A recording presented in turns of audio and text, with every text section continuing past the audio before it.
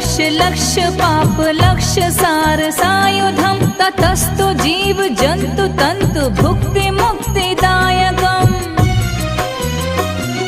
विरञ्चि विष्णु शङ्कर सखीय धाम वर्मदे त्वदीय पाद पंकजं नमामि देवी नर्मदे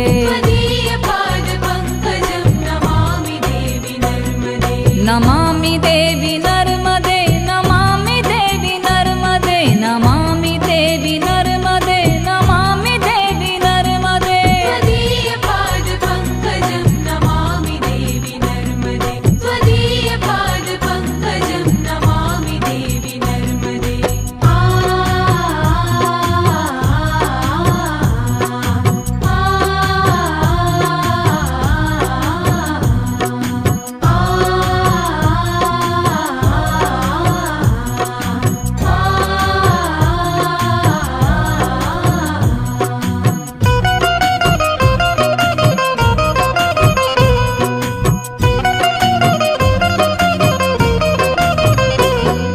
अहोम्रतं स्वनं श्रुतं महेश